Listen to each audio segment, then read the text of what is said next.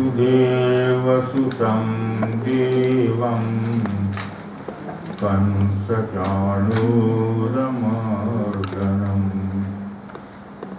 देवकी परमानन्दं कृष्णं वन्दे जगद्गुरुम्।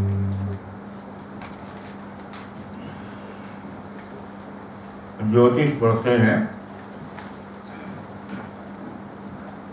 ज्योतिष के साथ कुछ धारणाएं, कुछ विश्वास, कुछ परंपरा,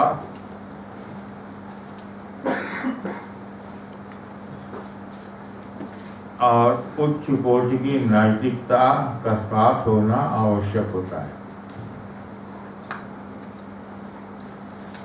दुनिया में जितने भी प्रोफेशंस हैं,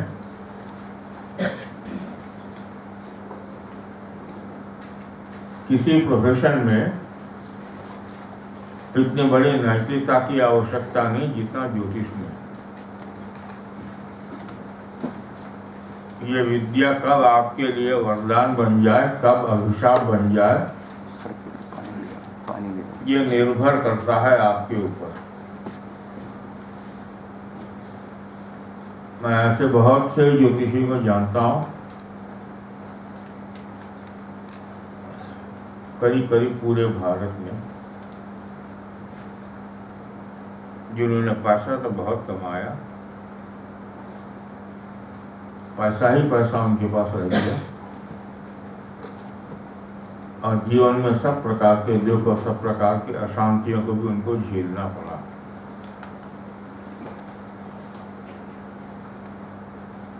क्यों? हम आपके अदृश्य की कहानी आपको जब सुना रहे हैं, आपकी कुंडली देखकर, तो मेरे हाथ में आपको डराने का बहुत बड़ा एक औजार हाथ में है मेरे, जिसका मतलब मैं कुछ ऐसे भयंकर पाप कर सकता हूं कि उस पाप से बचने का दूसरा कोई उपाय होता नहीं है।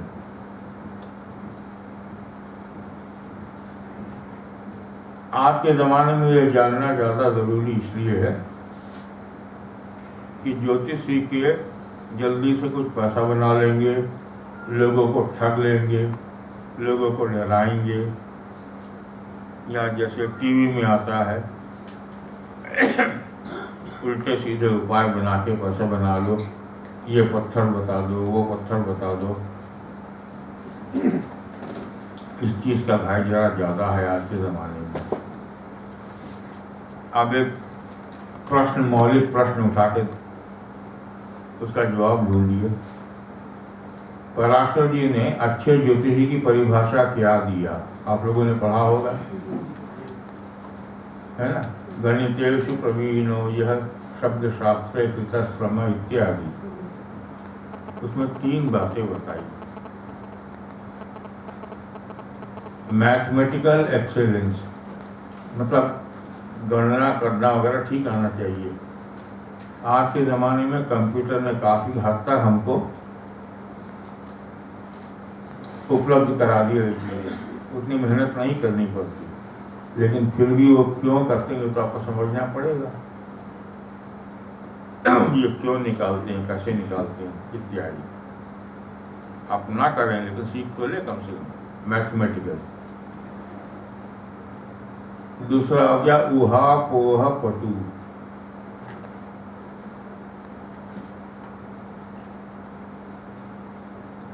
एक राजा का लड़का है, एक रंक का लड़का है, दोनों में वो राजयोग दिख रहे हैं,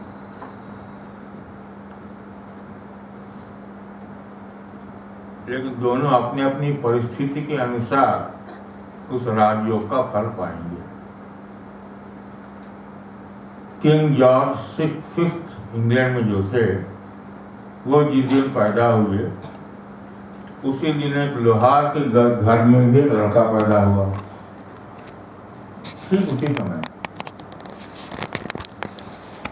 किसी ज्योतिषी ने दोनों की कुंडली रखी और दोनों के जीवन को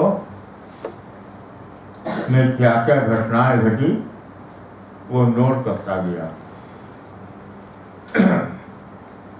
दोनों की शादी एक ही दिन होगी। जिस दिन किंग जॉर्ज फिफ्थ राजगद्दी पर बैठे उसी दिन लोहार के लड़के के दुकान भी खुल गई इत्यादि। मतलब अपने अपनी पृष्ठभूमि के अनुसार ये राजयोग फलता है। या आप अगर विदेश जाइए, विदेश में 18 से 26, 27, 28 साल के लड़की कुंडली दिखाने आए और हिंदुस्तान में दिखाने आए, उसकी कुंडली देखकर बोलते समय आपको सावधानी बरतनी पड़ती है। परिस्थितियां अलग है, देश अलग है, मान्यताएं अलग है, परंपराएं अलग है।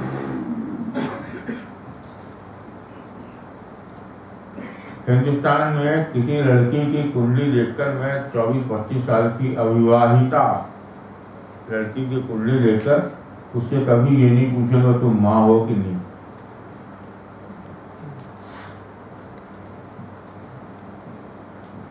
अमेरिका में, रशिया में, जर्मनी में, इंग्लैंड में, ऑस्ट्रेलिया में, हॉलैंड में, कहीं पर भी यह प्रश्न पूछे तो बुरा नहीं मानेंगे लड़की। अविवाहिता माँ वहाँ बहुत कॉमन हो गया, 40% के ऊपर हो गया। तो देश का वगैरह। लेकिन तीसरी बात जो पराशर जी ने कही है, आप लोग भारतीय विद्या में यहाँ पढ़ने आते हैं, आप लोगों को पढ़ाई का अच्छा एक बैकग्राउंड है। ये बैकग्राउंड होने की वजह से ऊहा पोहा पटू जल्दी कर लेंगे आप लोग। वो गांव का ज्योतिषी वो नहीं कर पाएगा जो आप कर लेंगे।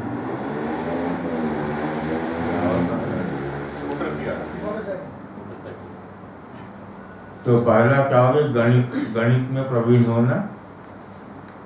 दूसरा हो गया ऊहा पोहा पटू होना, ये तो आ जाएगा। आप अगर आपने पढ़ाई अच्छी की तो आ जाएगा। तीसरा जो सबसे कठिन है, मॉरल एक्सीलेंस। मतलब पराशर ने शब्द प्रयोग किया जितेंद्रिय। आदमी सामने बैठा है, मैं उसकी कुंडली देख रहा हूँ, उसमें सब प्रकार की कमजोरी है, उसको डरा के उसको पैसा ऐंठना, ये पत्थर बताना, वो पत्थर बताना, और जब जौहरी से अपना पैसा बना लेना, ये जो चल रहा ठगी का, पूरा नरक का द्वार अपने लिए खोल लिया आपने इस जन्म में, जन्म जन्मांतर में। ये लोग कम जानते हैं। मैं एकमात्र ज्योतिषी हूँ इस देश में जो बचपन से अलग अलग प्रांतों में रहा हूँ। और मेरी माता जी के समय उनसे मिलने आते थे बड़े बड़े ज्योतिषी, उनको घर में देखा। उसके बाद मैं जब नौकरी में आया, मैंने भी उनसे मुलाकात की हर जगह। उनमें से अच्छे कौन थे, चरित्रवान कौन थे, किनकी क्या दुर्गति हुई, ये किससे बताना शुरू करो तो 1 हफ्ता बीत जाएगा। लेकिन बताने की आवश्यकता नहीं। इसलिए कर्म के साथ ज्योतिष का क्या संबंध है, इसका आपको जानना आवश्यक है। अब कर्म के साथ ज्योतिष को जानने के लिए मैं हर बार सबसे पहले महाभारत के एक कथा से शुरू करता हूँ। तो महाभारत की कथा क्या है, गौतमी नाम की एक ब्राह्मणी थी, विधवा। उसका एक नौजवान लड़का था। एक दिन एक सांप ने आके उस नौजवान लड़के को काट दिया और लड़का मर गया। ऐसे संतान का जाना, मृत्यु बहुत बड़ा दुख होता है। और खासकर पुत्र शोक को दुनिया में सबसे बड़ा शोक कहा गया। अब जब इसके लड़के की मृत्यु हो गई तो जिसे होता है लोग आके सांत्वना देने की कोशिश करते हैं।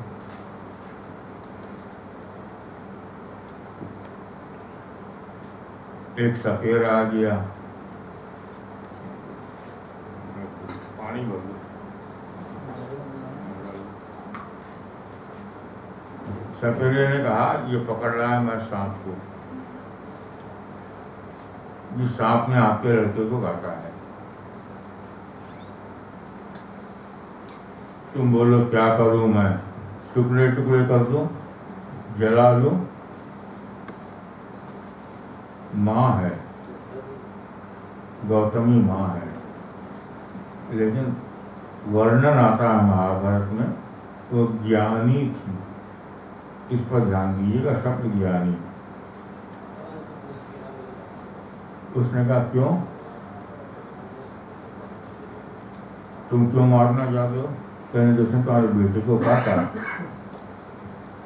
कहेंगे तुम मारोगे वो तो पाप करोगे ही तुम, मैं इसका अनुमोदन करूंगी तो मैं भी तुम्हारे इस पाप के हिस्सेदार हो जाऊंगी। ये याद रखिएगा, आपने नहीं कुछ किया लेकिन आपने किसी प्रकार के इस प्रकार के पाप का अनुमोदन किया तो उसमें आपकी भी हिस्सेदारी बन जाती है। आपने अगर महाभारत पढ़ा हो, आप लोग मालूम कितने लोगों ने पढ़ा होगा महाभारत? नहीं पढ़ा होगा ज़्यादातर लोगों ने। क्योंकि उत्तर भारत में खासकर दिल्ली, पंजाब वगैरह में एक अंधविश्वास है कि जिस घर में महाभारत रखते हैं उस घर में महाभारत हो जाता है ना। ये बिल्कुल अंधविश्वास है, लेकिन चलिए किसी प्रकार चला आया। महाभारत से बड़ा ग्रंथ दुनिया में कोई है नहीं।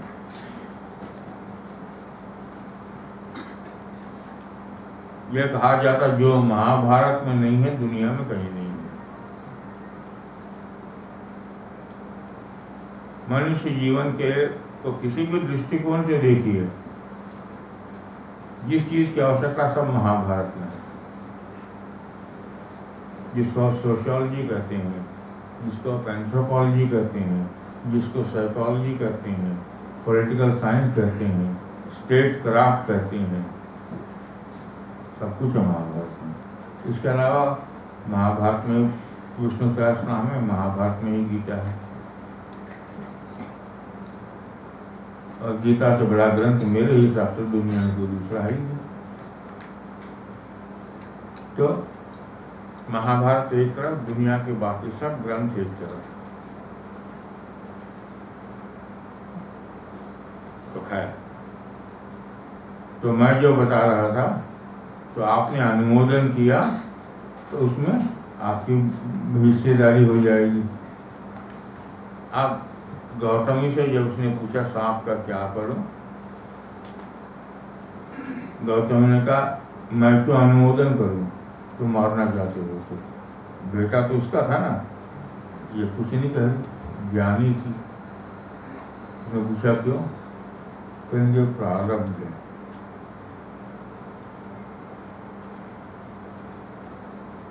जिस मनुष्य ने प्रारब्ध को स्वीकार नहीं किया उससे बड़ा मूर्ख दुनिया में दूसरा नहीं होता।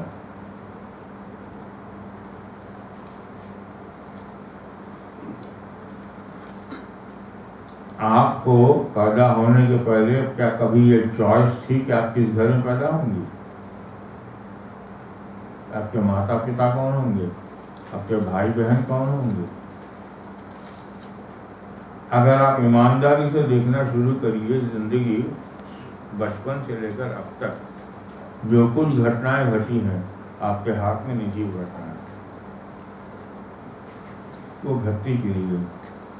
तो इस ज्ञानी गौतमी ने ये कहा, मेरा पुत्र मर गया सांप के काटने से, उसका प्रारब्ध था, और मैं विधवा माँ इस अवस्था में अपने बच्चे के वियोग में तड़पूंगी, ये मेरा प्रारब्ध है, ठीक है, भोग लूंगी।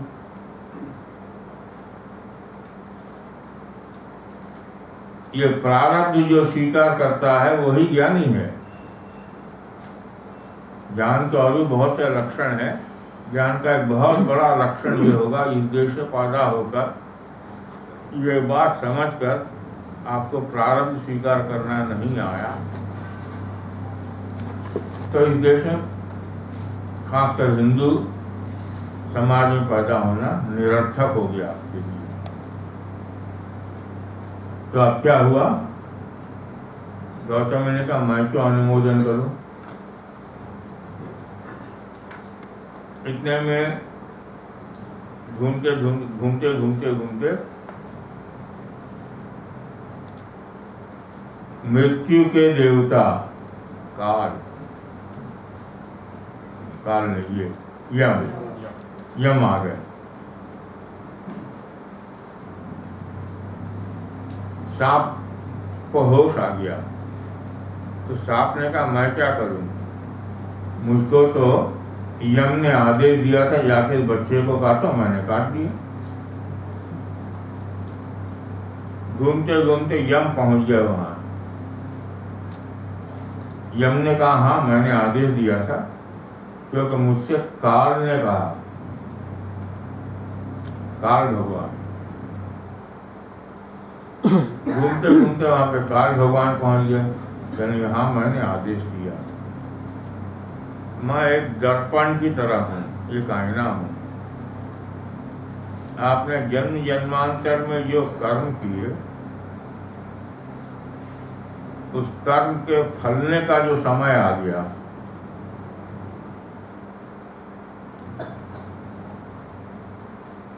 तब मैं जाकर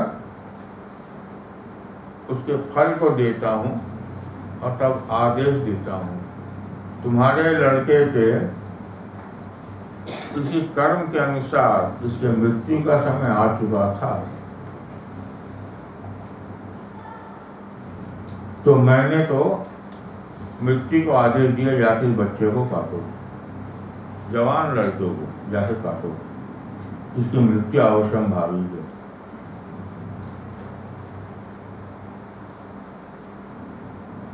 अब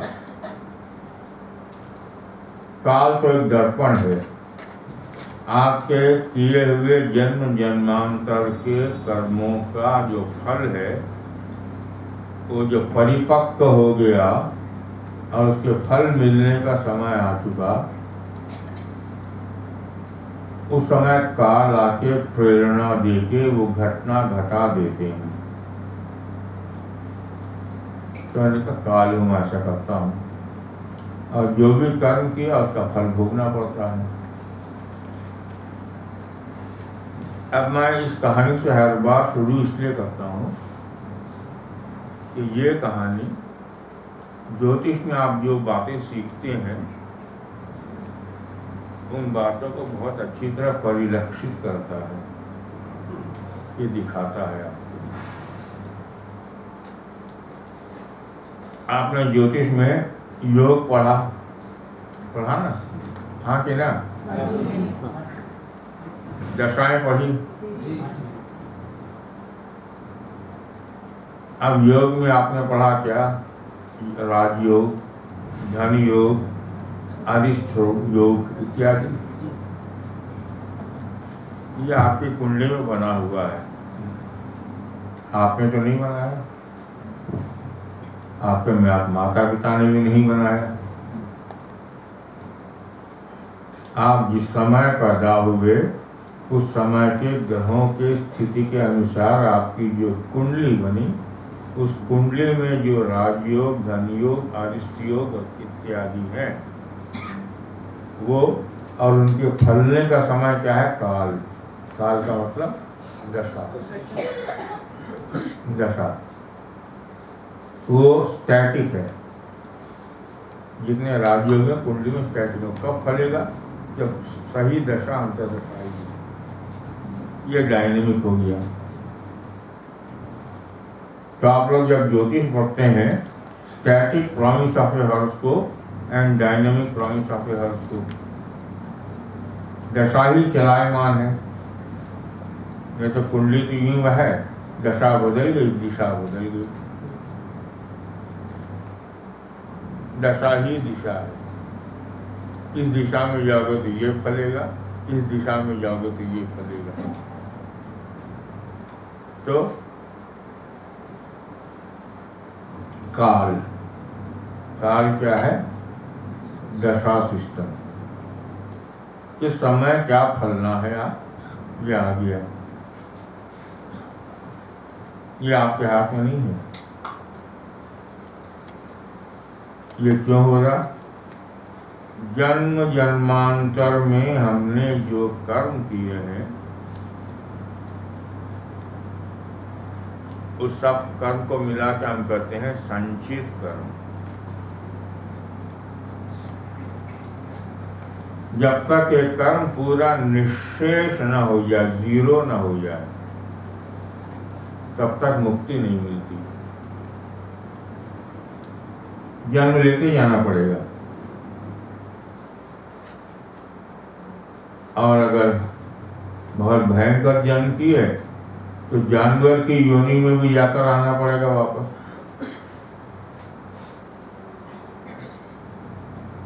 नहीं तो एक परिवार से दूसरे परिवार चलता चला जाएगा। अब जन्म जन्मांतर की कहानी, पुनर्जन्म की कहानी, ये तो मैं अगले विषय में, अगले लेक्चर में बताऊंगा, आज नहीं।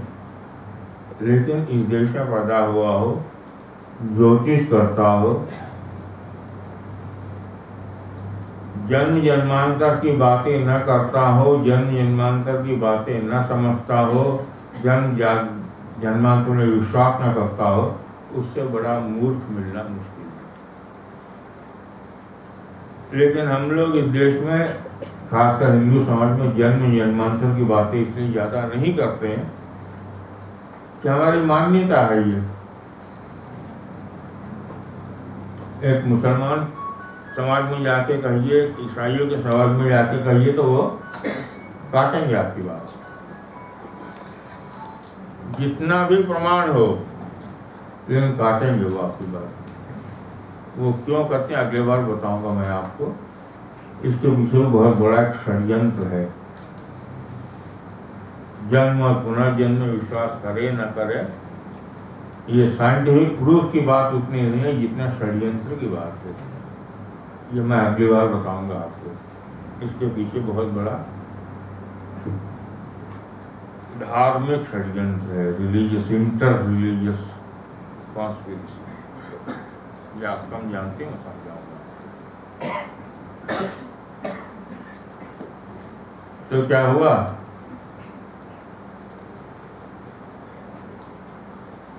तो काल ने कहा, जब समय होता है मैं उसका फल देता हूँ। किस चीज़ का? आपके किसी जन्म के किए हुए किसी कर्म के परिपक्व होने का जब समय आ गया, उसका फल देता हूँ मैं। परिपक्व होने का समय का मतलब, आपके जैसे राज्यों का फल इस समय मिलना है, इस समय मिलेगा।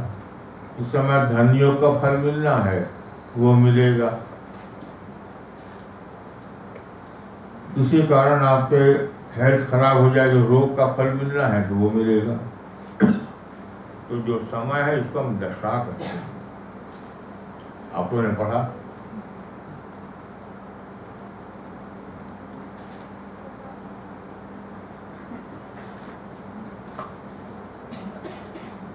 अभी तो आप लोगों ने एक ही दशा किया होगा, मालूम नहीं क्या क्या।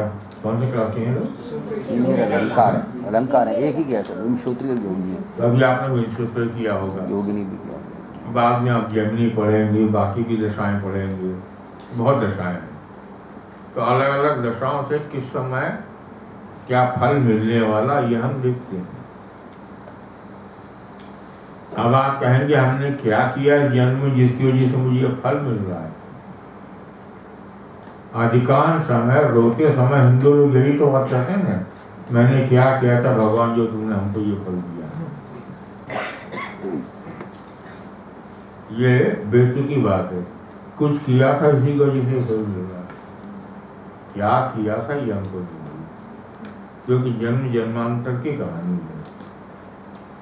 जहाँ हम जन्म जन्मांतर की कहानी कहते हैं वहाँ पे क्या होता है, बहुत से जन्मों का फल, इसको हम कहते हैं संचित कर्म। इस शब्द को बार बार याद रखिएगा, संचित कर्म। उस संचित कर्म का एक छोटा सा टुकड़ा, इसको ज़्यादा अच्छी तरह यूँ समझ सकते हैं। अभी गर्मी के दिन है, तरबूज खाते होंगे आप लोग, ठीक है ना। घर में जाके तरबूज तो पूरा उठा के मुँह में नहीं डालते, काटते हैं चाकू से और उसको फाँक निकाल के खाते हैं। वो जो फाँक निकालते हैं उस जन्म का कर्म है। पूरा तरबूज संचित कर्म है, ये समझ लीजिए, समझ में आ गया, ठीक है ना। इतने बड़े उसका इतना अंश हमको जन्म में भोगना है, लेकिन वो पूरा तरबूज जब तक खत्म नहीं हो तब तक पुनर्जन्म से छुटकारा नहीं है। मतलब पूरा वो कर्म जब निःशेष हो जाएगा, जीरो हो जाएगा, जब जीरो हो जाएगा तब हमारी स्थिति अकर्म की आ जाएगी। तो बाद में समझाऊंगा मैं आपको, कर्म अकर्म विकर्म।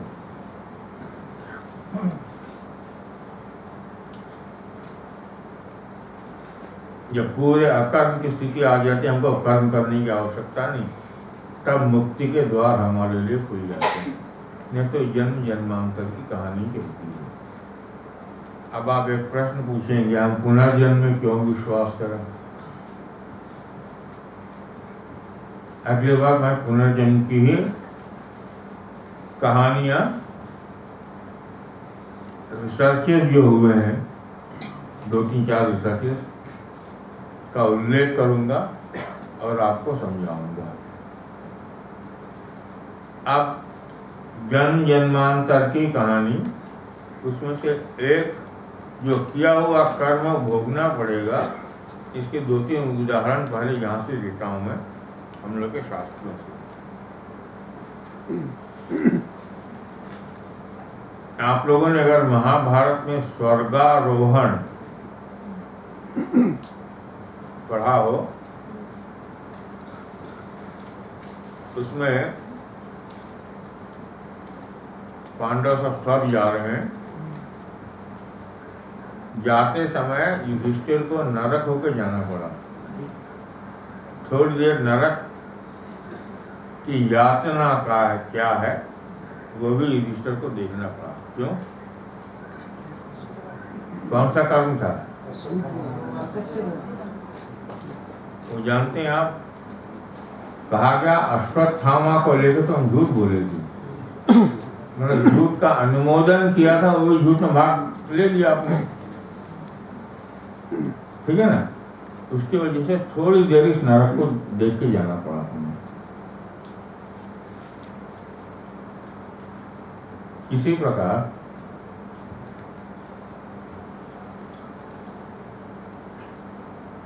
भगवान राम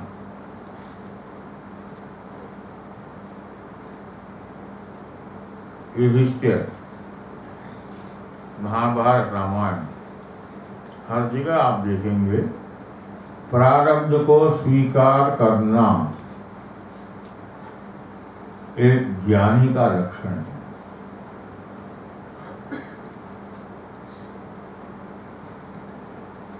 रामायण में आता है,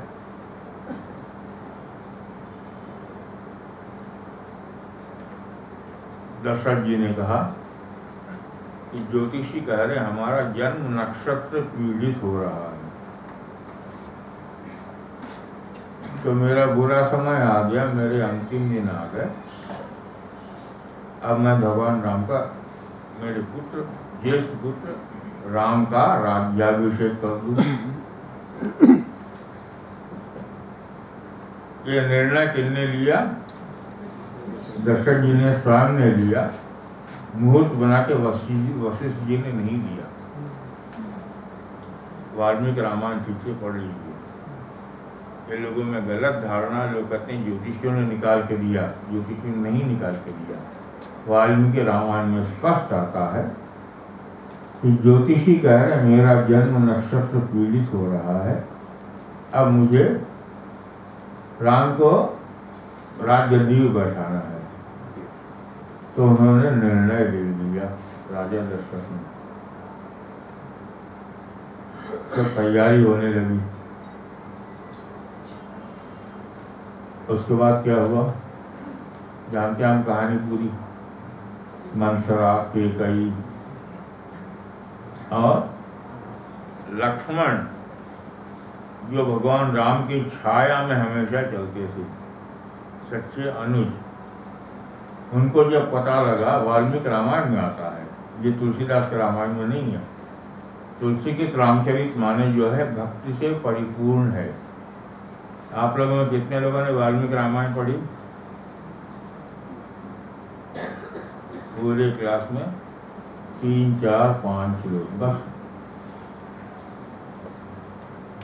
बोलिए, जिस देश में पता है उस देश की परंपरा, उस देश के राम धर्म ग्रंथों को भी आपने नहीं पढ़ा। इतना बड़ा धर्म ग्रंथ।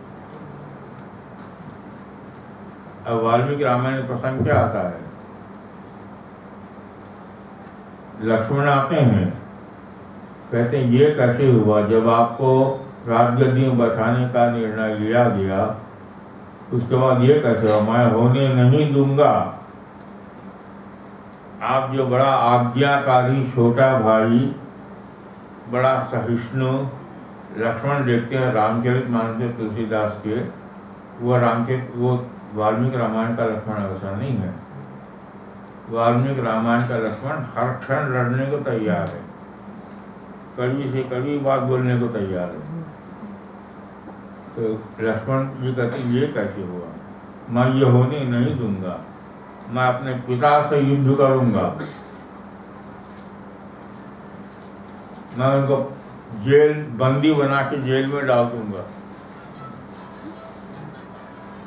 लक्ष्मण जी जो वाल्मीकि रामायण में अपने पिता के लिए जो बातें करते हैं वो ठीक वैसी हैं जो औरंगजेब ने शाहजहां के लिए किया।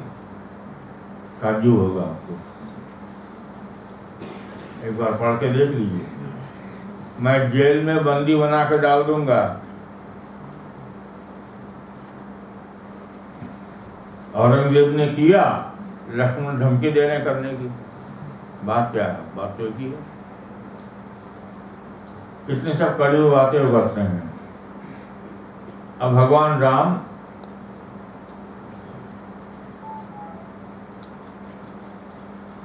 सहिष्णु होने के कारण बातें पूरी सुनते हैं। लक्ष्मण ठीक है तुम जो कुछ करोगे, लेकिन मैं तो प्रारब्ध स्वीकार करता हूं।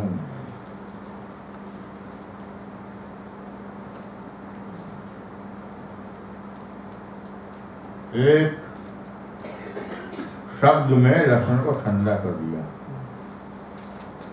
मैं प्रारब्ध स्वीकार करता हूं। पिता ने कहा जंगल जाओ, जंगल जाऊंगा। प्रारब्ध नाम की चीज को ठीक से समझो। प्रारब्ध क्या है? लक्ष्मण को समझा रहे। वाल्मीकि रामायण में आता है, मेरी इस किताब में मैंने दिया भी है, हिंदी इंग्लिश दोनों में। कर्मा रीबर्थ, आप में जिनको लेना हो ले सकते हैं।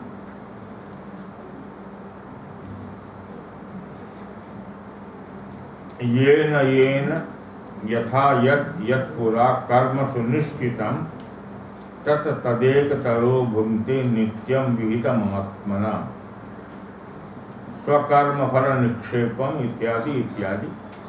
मतलब जब जब जो भी कोई किया हुआ कर्म है उसके फलने का समय आ जाता है, वो फलेगा, उसके अनुसार हमको जीवन में सुख दुख मिलता है। मैं लक्ष्मण प्रारब्ध को स्वीकार करता हूँ। प्रारब्ध को स्वीकार करना आवश्यक है। प्रारब्ध की वजह से ऐसी घटनाएं घट जाती हैं जिसकी आपने कभी अपेक्षा भी नहीं किया। बड़े बड़े ऋषि मुनि तपस्या करते करते तपस्या से गिर पड़ते, अच्छे अच्छे आध्यात्मिक अवस्था से विचलित होकर गिर पड़ते हैं। प्रारब्ध है एक ऐसी चीज, मैं प्रारब्ध को स्वीकार करता हूँ। इसलिए मैं तो पिता की आज्ञा को मानकर जंगल जाऊंगा।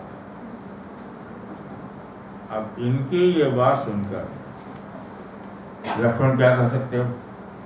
मैं जिनके लिए लड़ने को तैयार हूँ स्वयं में मार के जाने को तैयार हूँ भैया। चुप हो गया लक्ष्मण। वाल्मीकि रामायण में बिल्कुल क्लियर आता है। आपके धर्म ग्रंथों में जो चीज क्लियर आती है उसको स्वीकार करिए आप। क्यों? सुप्रीम विजडम दुनिया का है तो यहीं पर है।